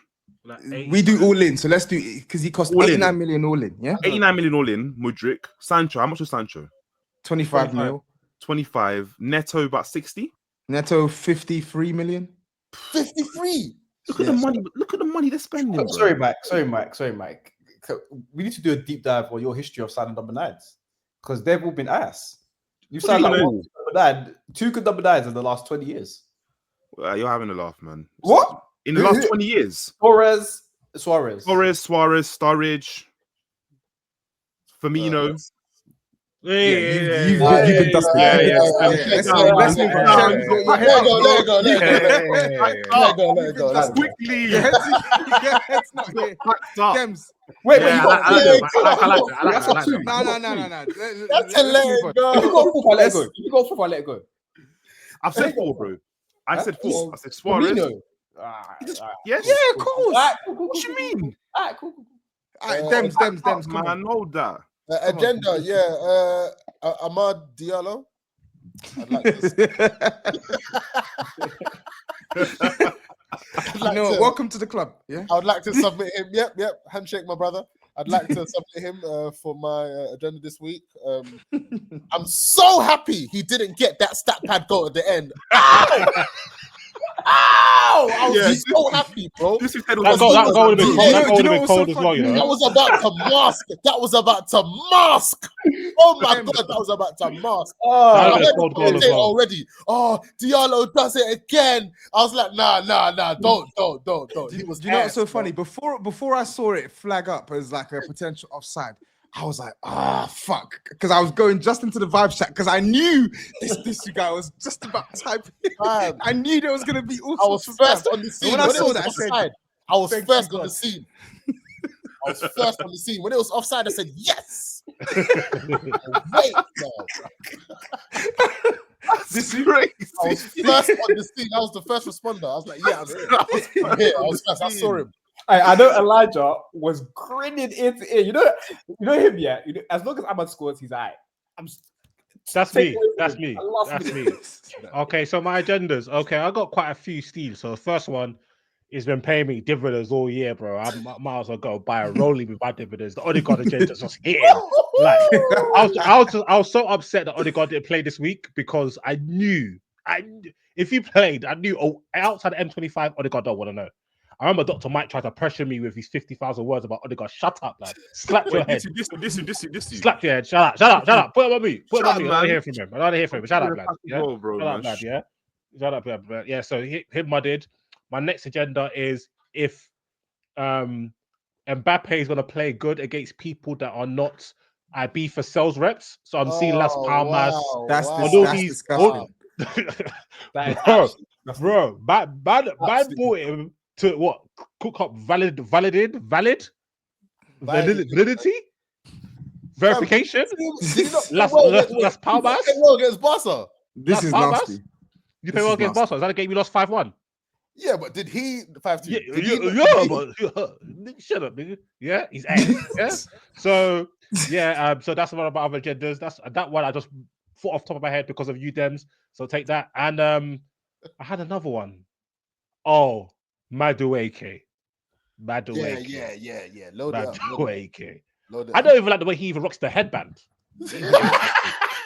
I don't even like the way he rocks a headband, cuz everything about bro just irritates me.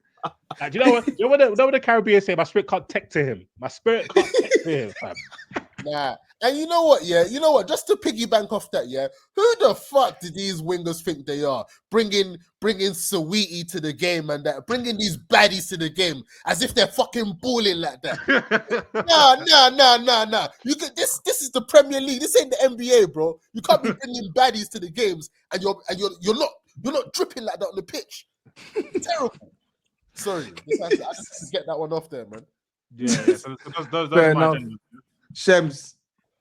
I would like to double down on the Ahmad one. I know earlier in the pod I said I don't have an Ahmad agenda, but I lied. Yeah, Welcome, my brother. That was splendid work, Demz. But my other candidate for this award is Mateo Kovacic. because he was 2 packs of ass against PSG. He kept on turning the ball like there was no tomorrow. So yeah, he turned up against you though, didn't he? against us. Yeah, he wasn't like that. He was better than your Hey, mate. when was the last time? When was, in fact, you know what? I'll do a late entry. I'll do a late entry. A couple passes Go on. over the So top. late entry. Yeah.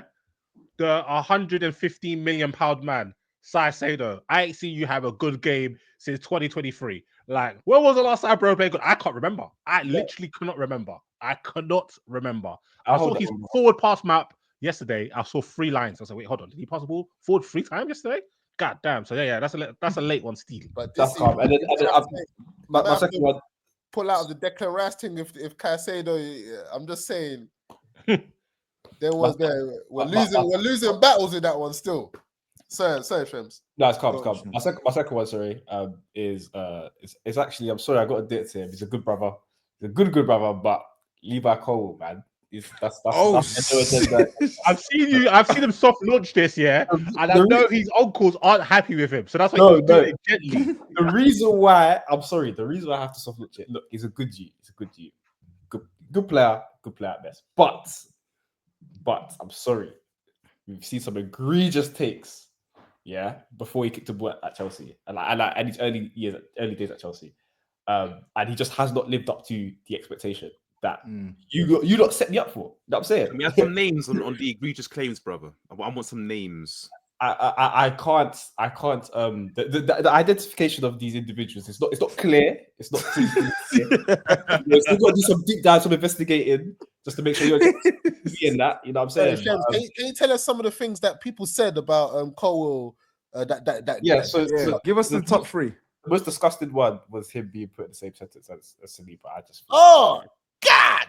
Damn. Wow. I think we're a year in, about a year and a half into him at Chelsea, and I think we could comfortably say that. Yeah, that was egregious take. But he's a good you. But some of you lot just need to take a bit of time. You know what I'm saying? Fair enough.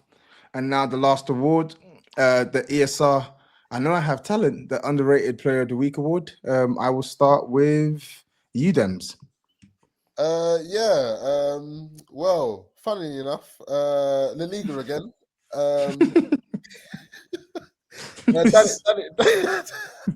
Danny Ceballos. Oh my God, you are a disgrace, bro. He's been a revelation, you know. He's been doing really well to fill the really big boots of Toni Kroos, because that profile has been sorely missed in Madrid since he's been gone. And on a real, he's been doing really well to fill in that sort of profile, just someone that keeps the ball and actually prioritizes trying to build an attack other than just fucking running and just knocking it over for Mbappe. So he's been really good. Fair enough. It was really good as well as I rewatched the match. Nasty. It's a nasty shout, but fair enough. Each to their own. Disu. Speaking of, I know I have talent. Definitely an ESR. That brother's ass. God damn. Sticking with the La Liga topic. Crazy. That little shopkeeper, what's his name? Rodrigo. He's all right, you know. Like Rodrigo's all right, you know. Yeah.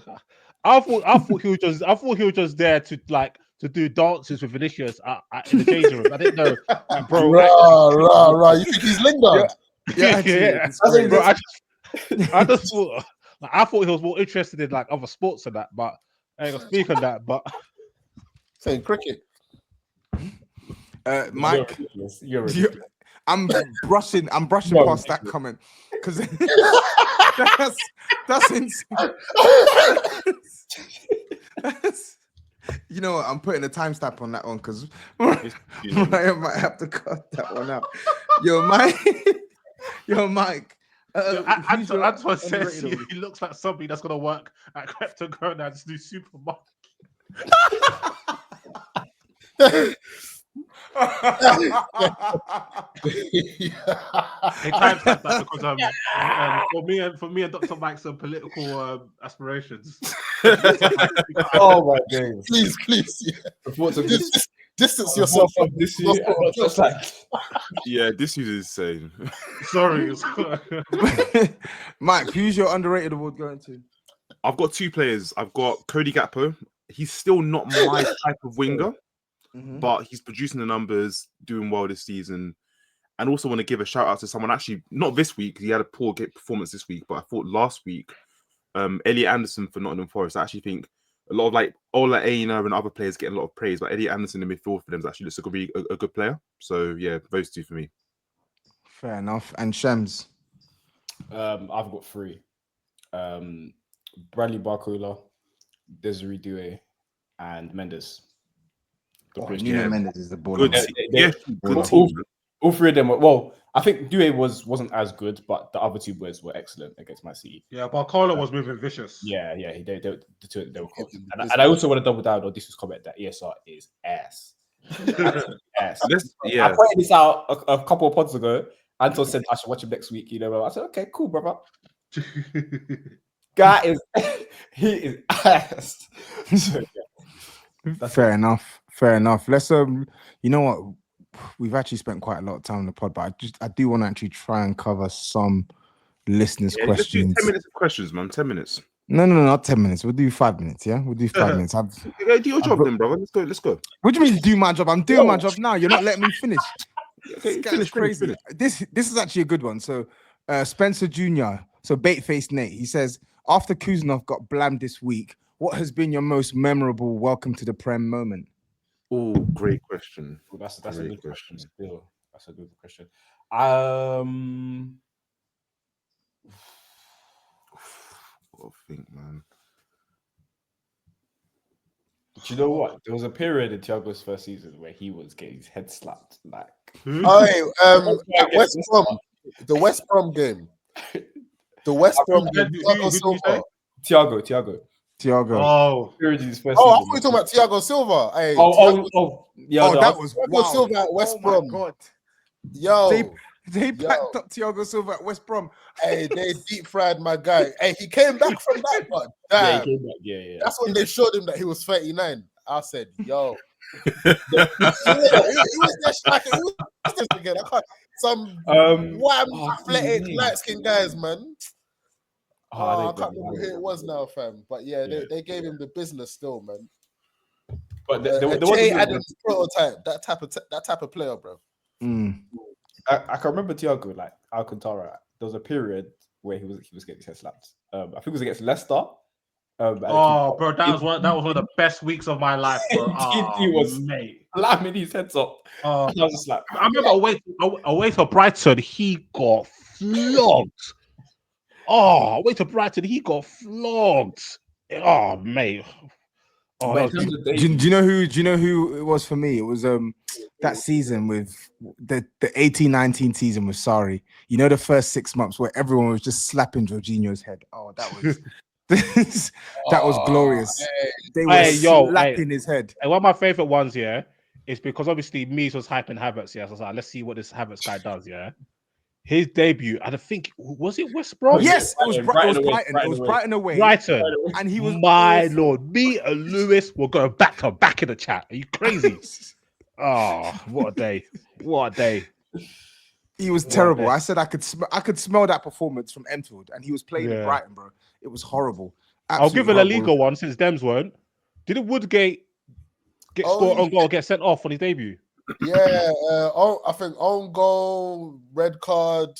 Was it a penalty as well? I know he did something else mad. I think it was a penalty. No, I think he gave away a free kick in which they scored directly. That's crazy. It was terrible. There was one this season even with the Ipswich player who got like a red card, a penalty, and an own goal in the same game against Brentford. I think it was former Arsenal kid. Is that Harry Clark or something? Terrible. So I'll move on to the next question then. So to be fair, this one's more of a statement for me. It's from James NUFC 92. He says Chelsea are below Newcastle.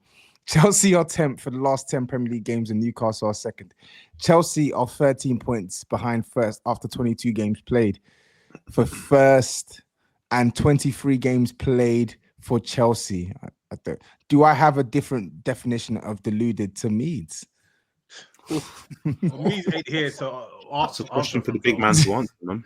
Yeah, I just thought I'd read it out because he's a regular listener. So and bro, don't come bring me XGXA to tell me Bruno Guimaraes is playing better than Tielemans ever again in your life. Yeah, don't mention. Another one as well. Here's a good one actually.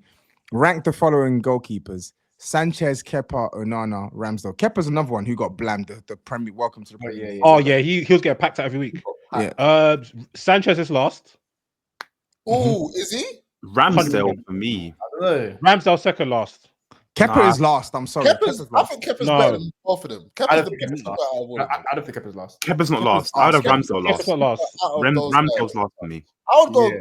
Kepa, Sanchez, Ramsdale. I think Ramsdale's the worst. No, Personally. Onana's there as well. Okay, I think Onana might be the best of that bunch. Yeah, Onana's the best. Then Kepa, then Ramsdale, then Sanchez. Sanchez is the worst. Yeah, Onana, Kepa. No, I think Ramsdale's worse than Sanchez. Ramsdale has never done what Sanchez did this weekend. No, He has. Onana's mistakes are worse Different than mistakes are worse than Kepa's. Kepa lets shots go through his hands. Onana makes similar. Yeah, Onana makes worse mistakes, but Kepa can't save anything. Yeah, Kepa's really. And that's poor. kind of part of the job description. To save shots. I hate you. Yeah. Here's an interesting one actually. It's for Lewis. It says, "Can Lewis give us some hurtful insults for white people so I can internet bully Hoyland?" But here's another one actually. As Demz said, if he was black, his Instagram comments would be full of rock emojis. He's real lucky he's white, man.